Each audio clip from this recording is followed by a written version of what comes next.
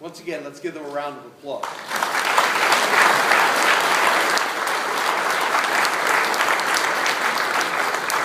I just want to address something very specific to you. I don't know if you were paying attention, but in the opening prayer of today's Mass, we ask that God would, through His Spirit, renew in each of us a youthful spirit. Now take a look around the room. There's a lot of us old folk here, you know, those of us over the ripe old age of 35. And, you know, we need to be renewed through you. Your joy today, and I hope you all have a good party planned at least sometime this weekend. You deserve it. You know, in your joy and in your celebration and in your coming to this sacrament, you renew in us the reason why we stay faithful. You renew in us the joy that maybe we've forgotten about. You renew in us all the good things of what it means for us, not only to be Catholic, but to be people of the sacrament, to be people who come to recognize Christ in the breaking of the bread. So you have a job to do, okay? And that's what I'm going to kind of preach about in just a moment. But you have a job to renew in us, together with the Spirit, the joy that comes in Jesus Christ. And thank you. I have a feeling you're going to do a great job. Okay, you can sit down now. Now, you all know that Deacon Bill was over in Rome for the canonization of Pope St. John the 23rd and Pope St. John Paul II. And over the past couple of days, Deacon Bill has shared with me a couple of really good stories. And originally I said, you know, maybe we should have him preach and share some of these stories. But I said, you know, this is First Communion. This is not story hour, Uncle Bill's story hour. You know, we can kind of light a little campfire and do that another time. But there was one story that connected to our gospel very well.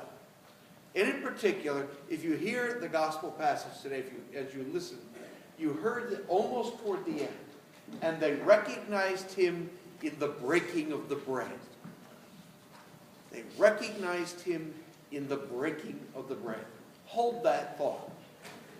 You can build it. I'm sure some of you at least watched some of the coverage of this very special Mass last weekend, and it was such an honor to be able to be there, and I carried all of you kind of with me in my heart.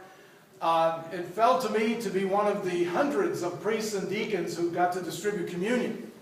Now, if you were watching the coverage up front near the Pope, it all looked so orderly and nice, and the folks distributing communion had these guys next to them carrying little yellow and white umbrellas. Those of us at the other end of the street, we didn't get that. Ours were the cops next to us helping control the crowd. But it was a very special moment. And for those of us who were out in the street ministering and distributing communion, there was no orderly lines. There were barricades set up to keep the crowd in some semblance of order. And so we each were given a section of the crowd to minister to. But there were no aisles. There was no ability to do that. They just rushed the barricade, and we had to minister right there. Now, one of the things that struck me as we watched the Jumbotron, and our cue to start to distribute communion was when the Holy Father had finished his communion.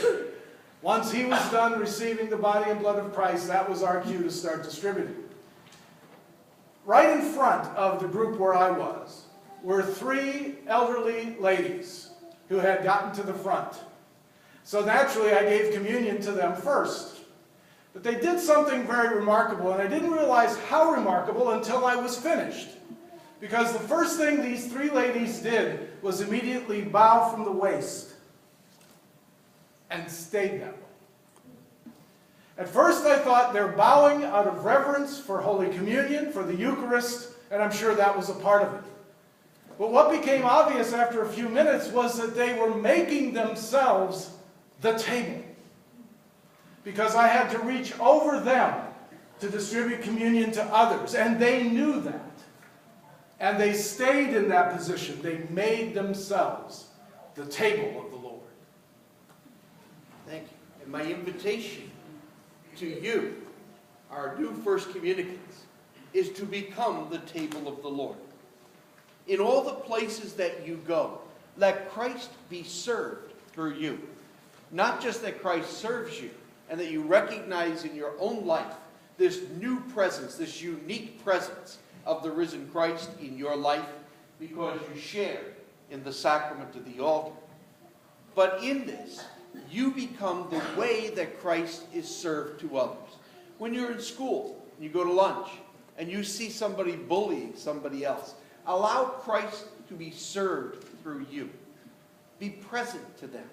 Stand up. When you're at home at the dinner table, you know, if your family doesn't usually gather for dinner at least once a week, invite them to. You know, even if you bring home KFC and have fried chicken over the same table, invite people to come together so that you share at home what we share here.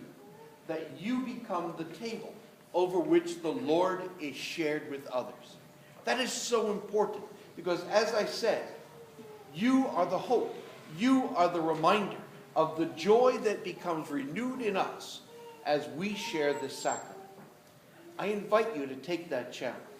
Become the table of the Lord, because it's in that way that we hear in our own lives the phrase from today's gospel. They recognized him in the breaking of the bread. We will recognize the presence of the risen Christ when you and I together become the table over which the Lord is served. When you and I together become the way in which people come to experience the joy of Jesus Christ present in their own lives.